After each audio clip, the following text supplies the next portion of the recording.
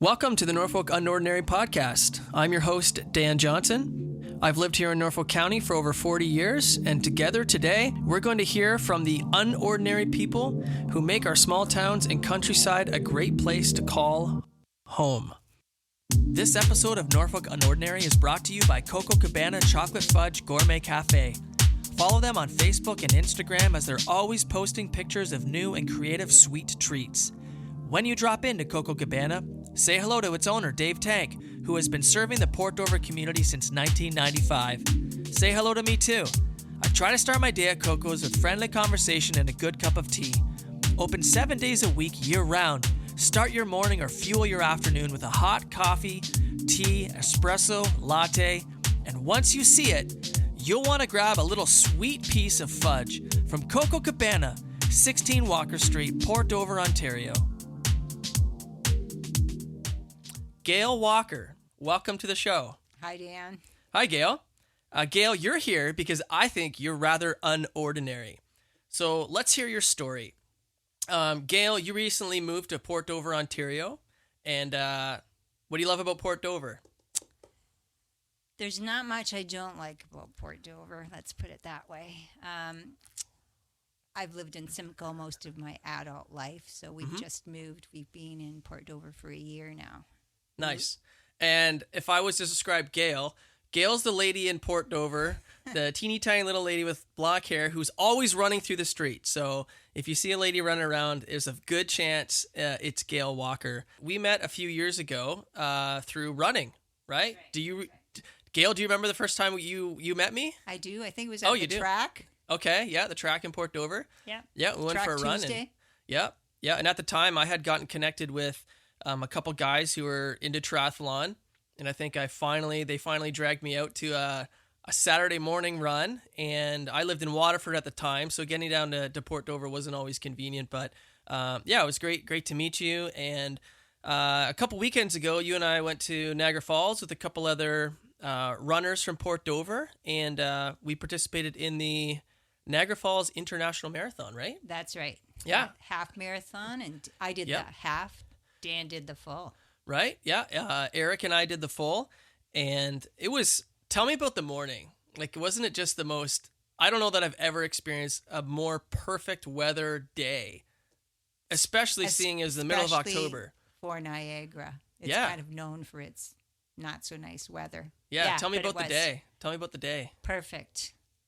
5:30 was the time to leave Port Dover.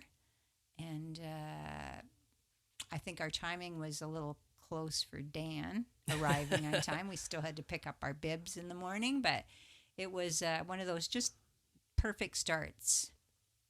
Perfect weather. I think there were only maybe 800 people in the half marathon, so it wasn't really crowded.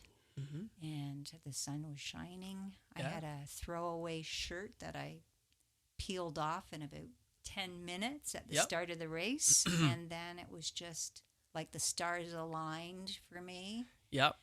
I didn't look at my watch while I was racing. I just, sort of picked my pace, and off I went. Nice. And Gail, it was really actually, enjoyable. I have your Strava file here. So Strava, for listeners who don't know, is like an online sort of networking community for runners and swimmers and bikers and hikers and all kinds of fitness. And you can sort of post your run or bike or swim workouts. And so, Gail, I am looking at your Strava file from the Niagara Half Marathon. And the reason why I wanted to look at it, because I was like, I think what I was expecting to see was probably that Gail ran every kilometer about the same pace. and I say that as a compliment to say, Gail is unordinary, I think, because of her love and her desire for just exercise, and particularly in running. And it is a way that she helps to keep her life in balance and keeps fit and has fun. It's very social activity for Gail, and I don't think she's out at this point in her life to set course records or to anything like that. And you basically, it looks like you decided to even split this race. Is that right? It looks like you picked 5 minutes per kilometer and then you just set it on cruise control and just went. Is that right? I actually was on cruise control. Yeah, exactly. Right. Trying to save a little for the end. Exactly. And now, how did you do the last? You were 4:48 per kilometer for the last, and it was downhill. So good for you, Gail. But yeah, I figured that if I check this file, I'm probably going to see, this is a bit of who Gail Walker is. She is steady. Each and every day she is hitting the pavement, and it's a good thing for her. It's a good thing for all of us. And so Gail, I want to just start by hearing a little bit about your upbringing and your childhood, and a little bit about some of the background to your life. So where were you born and raised? I was born in Peace River, Alberta, but my parents moved to Ontario when I was 3. So I was basically raised in Norfolk County, the third child of 6 kids, and we lived in the countryside. And I always like to say that I grew up wild in Norfolk because we lived on a farm. We didn't have any neighbors nearby, so it was basically just brothers and sisters playing together, and we played in the woods, ran in the woods, built forts. Very little organized activities like sports or clubs. And you were out near Bealton area, you said? Yeah, Bealton, Boston area. So I went to Boston Public School, and then Waterford District High School, and then Central as well? In grade 7, 8, or was and Townsend Center in grade 7 and grade 8. So Gail, you and I have the same public education background. So I grew up just south of Boston, just off of Cockshut Road in Concession 6, and Boston Public School. I'm sure we had different teachers, and then Townsend Central, and then Waterford District High School.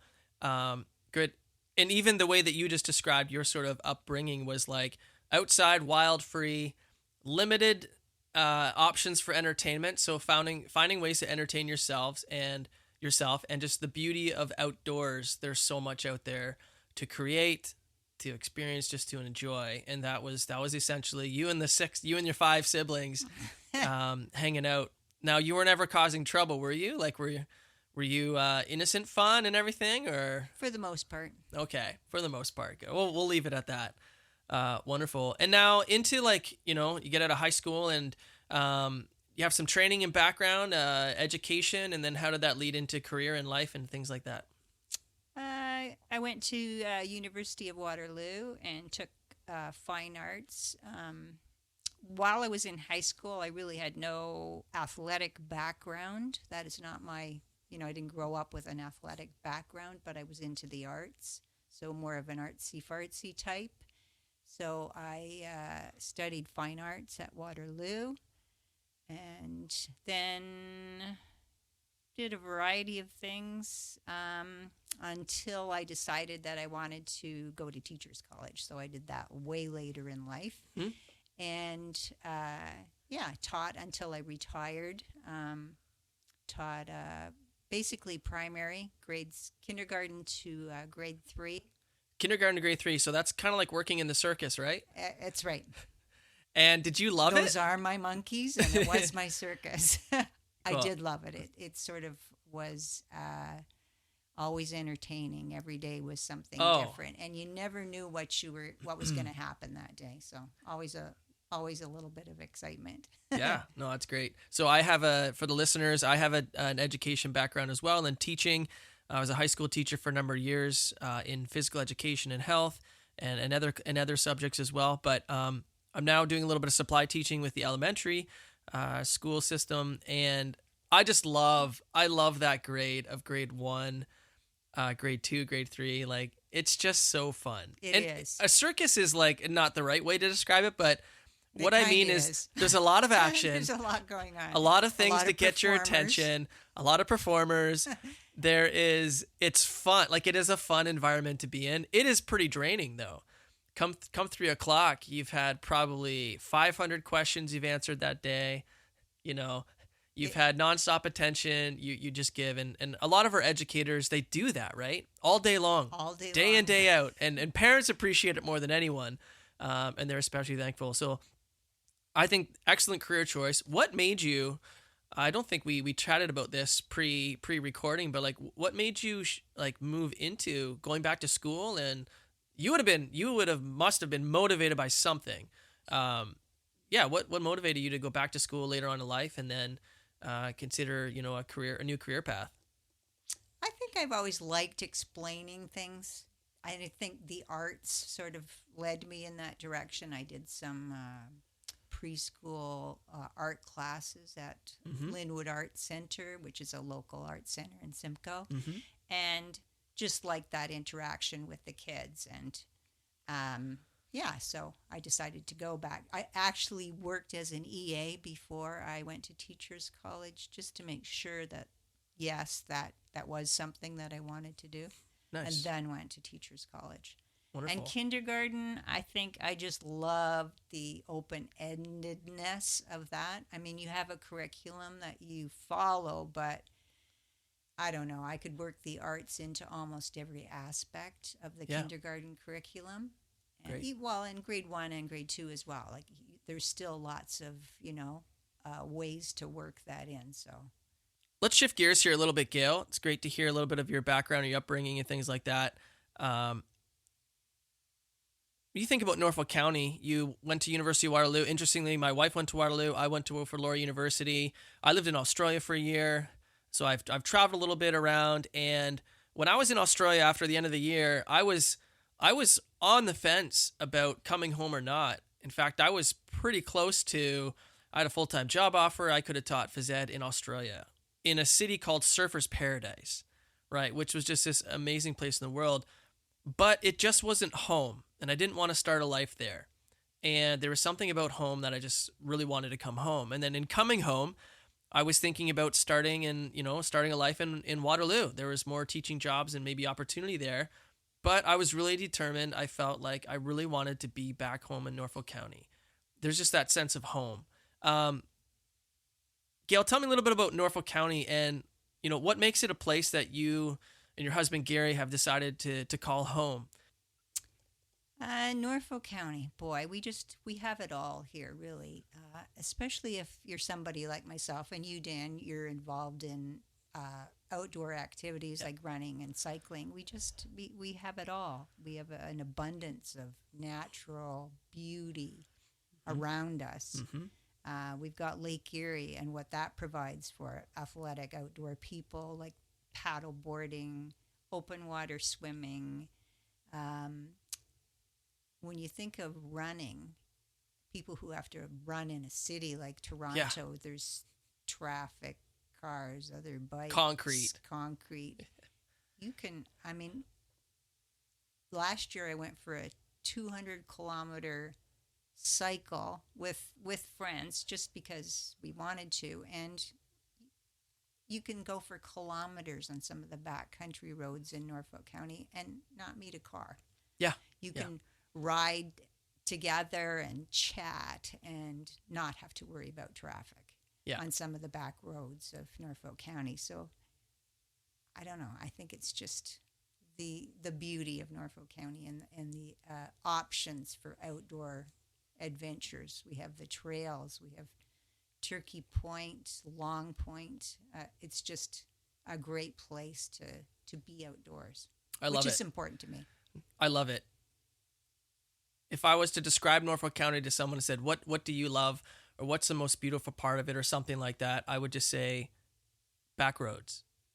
Right? Like, isn't that just those two words, back roads? Like, those that experience life on the back roads of a county like ours, I think they get a glimpse of just it's a whole lifestyle, this beauty and the simplicity of life, and just being outdoors and that. I think that's a good thing. Interestingly, your husband is an artist, Gail Walker. He's here in Port Dover, and he produces art. You guys just finished a studio tour here in Norfolk County, and you had guests in your home to preview his art, and I think it was all gone. I can tell you that because I wasn't available to get there on the Saturday, and when I got there to have a look, I think on the Monday or Tuesday, there was just a couple things left. Gary's awesome. His artistry is great, and so I said, Gary, would you be interested in making a piece of art for my family? We have a location or living room we want to put up, something of Norfolk County sentimentality. And he said, sure, after I build my shed. I said, no problem, not in a rush. And he said, what are you looking for? And I took him to, in his mind, I said, I grew up on Concession 6 between Cockshut Road and Old 24. I have run that road probably, I don't know, maybe not 1,000 times, but somewhere between, 900 and 1,000 times. And I could tell you every nook and cranny of that road, every elevation change, where the shoulders of the roads curl more than others and whatnot. I could tell you every dog, every person that lives there. And I said, I would love if you could capture a picture at some spot along that road. He said, great, leave it with me, I'll do it. He said, I love actually incorporating back roads into my painting. That's his specialty. And I was like, perfect. That is what I want hanging on the wall of my house. The trees, the vegetation, the little creek, the road, right? Just the back road. And I think you nailed it. And I don't know how many people in Norfolk County who live here actively engage themselves outside of the towns or just in the quietness of the back roads to go for a jog or go for a walk or to go for a cycle or something like that. But there's something awesome about that. And I agree. I think that's something, one of the reasons why I call this place home, right? Well, if you listen to country and Western music, there's lots of songs about the back roads. So Take me home, country I think road. there's something to that. Do you want to sing, Gail? I know. Not a singer? Not a good idea. All right, cool. Wonderful. We'll come back and revisit a little bit about what makes Norfolk County great as we continue our conversation here with Gail Walker. And I want you to tell me a little bit, Gail. We'll sort of shift into some things that I think are unordinary about you. Why I wanted to have you on this podcast. I think that listeners will be better for having heard your story today. Now, Gail, you are not an attention seeker. You are not here to promote. Are you here to promote your book, Gail? Do you have a book? Not yet. No book? Gail, book. I'm going to put you on the spot. If you had to write a book, what would it be entitled? Gosh. Take Me Home, Country Road. Could be that, or I am now the person I always admired. Oh, wow. That's deep. We're going to have to unpack that later. That's deep. What about Gail the Streaker?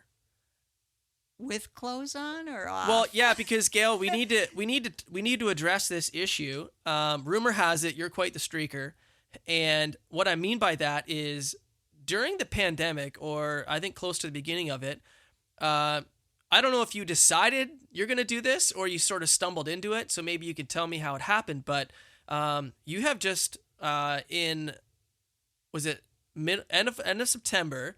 You hit a milestone and you had an event down here on, I think, a Monday evening in Port Dover. That's right. A bunch of your friends and colleagues, runners, came out to celebrate an accomplishment of your streaking. And Gail, you ran 1,000 days in a row, a minimum of 1 mile a day. That's so right. 1.6 kilometers a day for 1,000 days. And as of today? As of today. 1,038. 1,038. Congratulations. So the streak continues. The streak continues. Okay. And tell us a little bit about how did that start and what is this thing that you just did? It started kind of like a lot of things in my life start kind of randomly. A running friend, suggested that we join an international run streak group on Facebook. They were offering sort of like a 30-day run challenge, so run every day for the month of January. And then the pandemic hit. Oh, so this is January 2020?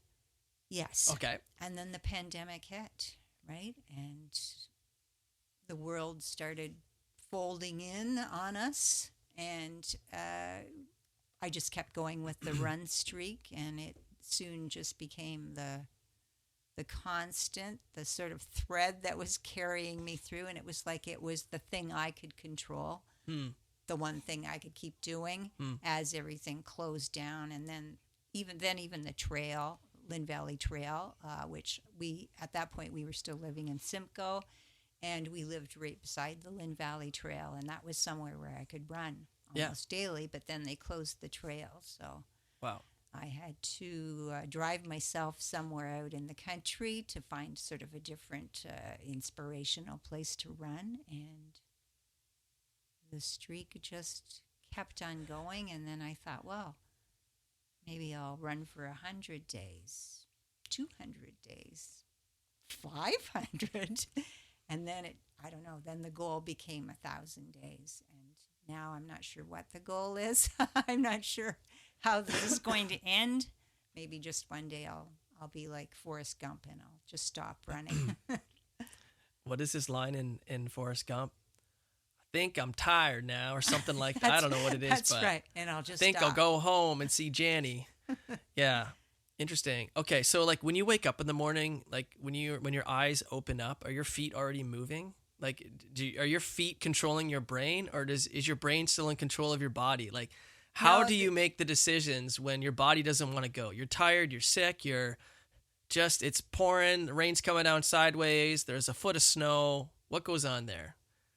Well, just that determination and grit that, you can get out there. Okay. And still get that run in regardless of what the circumstances are. Because there were many times when I really didn't feel like it, but many, like hundreds? Probably. The couple times that I actually forgot, because originally I didn't start running first thing in the morning. There wasn't a time of the day because I think our days were all sort of topsy-turvy. Everybody was working at home and your normal schedule was non-existent. So I ran whenever the feeling hit me, sort of. I don't know. It's just... I think I remember you telling me about a day where it was like 10:30 or 11 at night.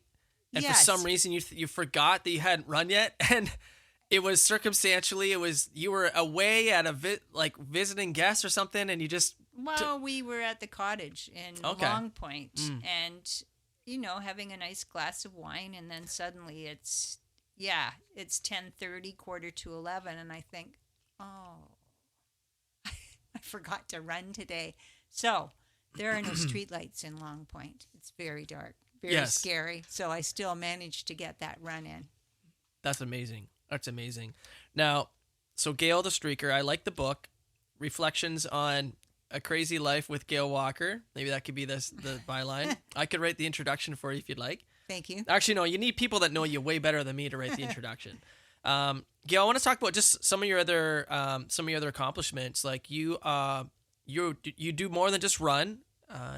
You said earlier, maybe sport kind of activities aren't necessarily your background and your childhood, but I would say you are athletic. In the sense of you're a swimmer and a biker as well. You do triathlon. You participate in triathlon. Did you get any triathlon events in this summer? The swimming is still a work in progress. I have issues with I'm actually afraid of water.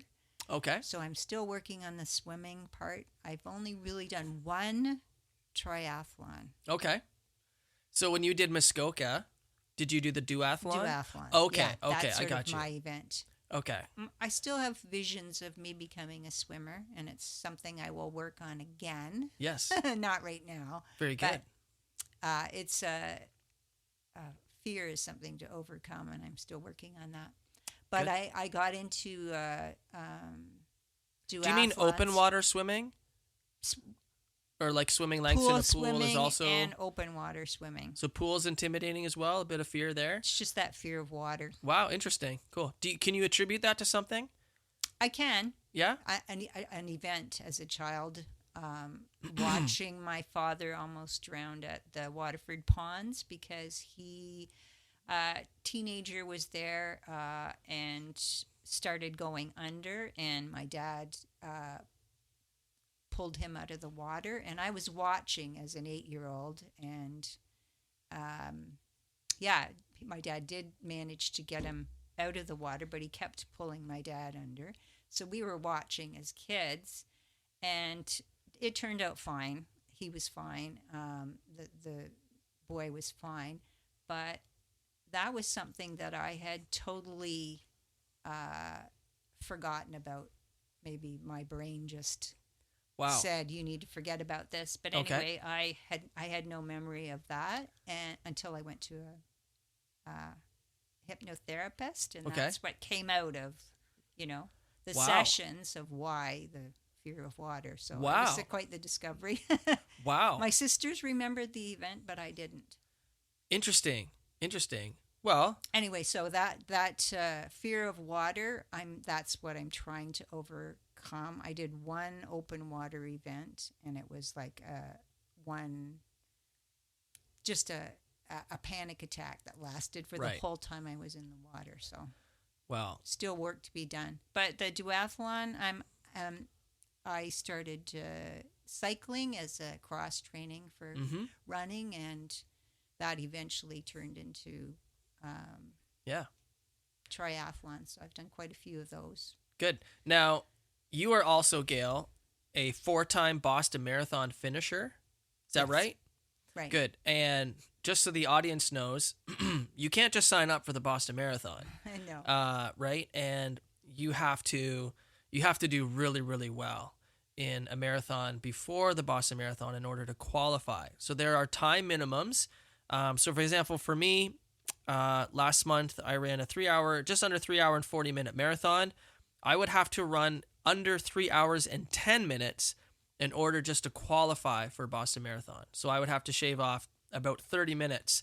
And so, Gail, you started running like seriously. When I say the word seriously, I mean as serious as Gail Walker is, which is probably not that serious, but not competitively or anything like that. But did you start running a bit later in life, meaning like regular running and training in order to run marathons? Or have you been doing that since like college, university, and high school? No, actually, I never ran until the age of 52.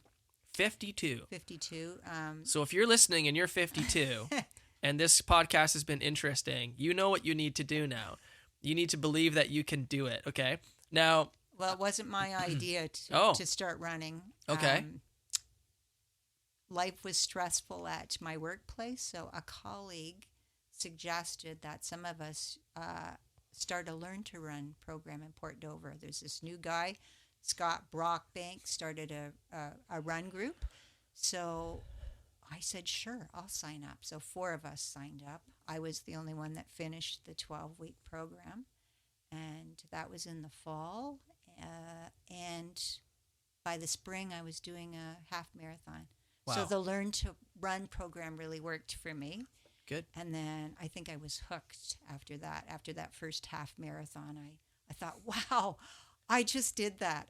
I'm one of those people now, right? Wow. I was as shocked as anyone, and I just loved what that event sort of gave me, Anyway, so off I was planning on my next event after that half marathon. So 24 plus half marathons are now in the books. Hmm. So after doing a few more half marathons, I thought, I wonder if I could do a full marathon. Mm-hmm. It was really, I remember sitting at a half marathon once with friends waiting for somebody who was actually running the full marathon. Beth McCallum was running Mm-hmm. the full marathon. So I was sitting there waiting for her to finish.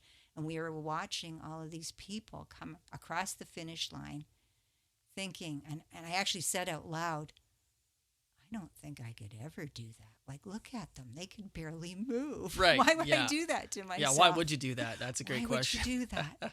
And then next thing you know, I'm thinking, well, maybe it's time for that marathon. So I signed up for the Mississauga Marathon. And up until that point, I didn't even really have a watch. Runners are addicted to their watches and Strava stats, but I didn't have a watch. So I would have to ask people, what pace was that we just ran? Right? Mm-hmm. And then somebody suggested, if you do well in this marathon, maybe you could qualify for Boston. And I thought, oh, wow. That sounds fun. I actually had to look that up. And then Mhm. I started asking people about our pace, keeping track of sort of, am I in the ballpark? And Yep. turns out that I was. So that first marathon was a Boston qualifier. Wow. So that's not the usual path that happens with runners, but that happened for me. Age was on my side for once, so that my time to qualify for Boston was 4 hours and 10 minutes at that point. So I actually finished that marathon in 4 hours and 4 seconds. So. Wow. Now that's all relative, Gail. So don't say that your age was an advantage to you, because age also, I think, is supposed to cause you to run slower. And so it's an incredible accomplishment to qualify for the Boston Marathon at any age of life, because the qualifying times to get in are relative to how difficult it should be for the average person at that age. And that's amazing. Curious, the year that there was the bombing at the Boston Marathon, were you there that year? No, I ran the year after. Wow. Yeah, that was unbelievable. You must have just, as someone that had been there, that must have rattled you in some capacity. Well, you could probably hear the emotion in my voice. It Wow. was a very emotional event. Wow. The year after, there were over 3 million spectators on course that year. Oh, wow. They actually time the baseball game. They have a morning baseball game in Boston, usually on That's right. The Red Marathon Sox Day. play. Okay. Because they like to have the fans pour out onto the race course right when the majority of the people are coming through on course. And they call it a spectators race, the Boston Marathon, and that year it definitely was. It is their marathon. They come out in droves, and at the start of the race, there were a few little old ladies walking around with markers asking you what your name was, and then they would write your name on your arm. Mm-hmm. I had no idea why they were doing it. I didn't really think about why they were doing it until you got started on the race, and then you would hear people, they would look you right in the eye, point right at you and say, "Gail, you are awesome!" Right? And you got that the entire way, right? I had a shirt on that said Port Dover Runners. I heard so many people yell, "Hey, Port Dover! Let's go!" And so imagine, 3 million people yelling at you for those 42 kilometers. It was very emotional. And some of the signage saying, "This is our marathon," that they were taking back their marathon. Wow. Pretty emotional stuff. Wow. Well, Gail, you're accomplished as a runner, and you're not someone who is looking for attention, or you're not doing it to boast and gloat about it. If you are, you hide it very well, Gail. I think your story is intriguing because you're a fairly ordinary person, I would say. The title of your book would probably just be Ordinary Gail, subtitle, who would read this, right? Right? Exactly. Yeah, I think that's the whole point, is Norfolk County is a place where ordinary people do unordinary things. And it just reminds us that, any of us can contribute, can do just awesome things that help make your life better, right? Healthy. Gail, you seem like a very healthy person, a very balanced person. I think being fit and spending time exercising is such a neglected area of people's lives. They underestimate the importance of having stress dealt with in healthy ways, and running or cycling or swimming. Some of these physical stresses on the body are great ways to alleviate some of that. And I think it's great that you have made decisions, this streak being an example of just something where it's like you found something just to help push you in those areas to stay fit and to have fun. And for the listener here in Norfolk County, you can do this too, right? The Learn to Run, Scott Brockbank, he's actually going to be a guest on the show, on this podcast as well. They started to Learn to Run this fall. I think he's just started his Learn to Swim, his swimming program that he does out of the YMCA in Brantford. Get connected. There's a Facebook group, North Shore Athletics, and get connected on there. Introduce yourself. Tell people, hey, I want to run. And there's a community here in Port Dover and all around Norfolk that if you want to get plugged in and get moving, you can do that. Gail, we're gonna wrap up here, and I'm just gonna hit you with a couple questions, a little bit rapid fire, and bringing it a little bit back to Norfolk County. Who is someone around this area who maybe sort of had a bit of like a bigger impact on your life?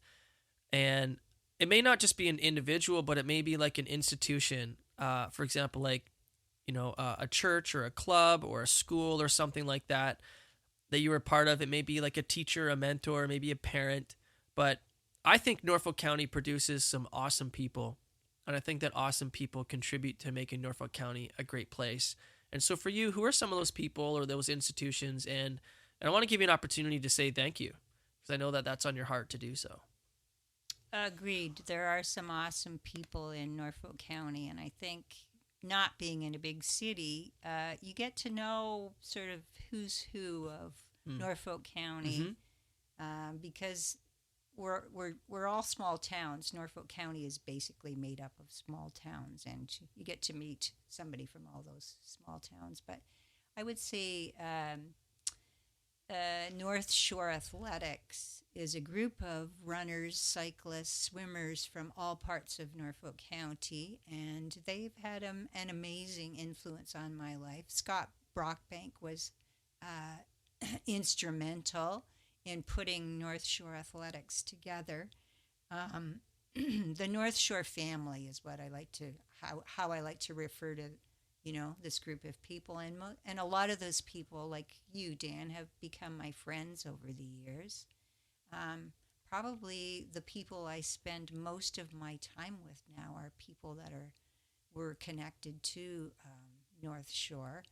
And I think that's sort of instrumental when you have goals to meet is, finding your people, finding those who, are up for the challenges that you present them with. Sometimes I like to incite people that I know to try something a little different, try something new. And the people in this group, North Shore Athletics, seem to be people who are want to do that kind of thing. So, yeah. Wonderful. Awesome. Gail Walker, you are unordinary. Thanks, Dan. So there it is. Okay. Thanks, Gail, for being here. Looking forward to continuing running with you and around the community. And I think Norfolk County says thank you for all that you've done, all that you do. And thank you so much for being here today. Thanks, Dan. This episode of Norfolk Unordinary is brought to you by Coco Cabana Chocolate Fudge Gourmet Cafe. Follow them on Facebook and Instagram, 16 Walker Street, Port Dover, Ontario.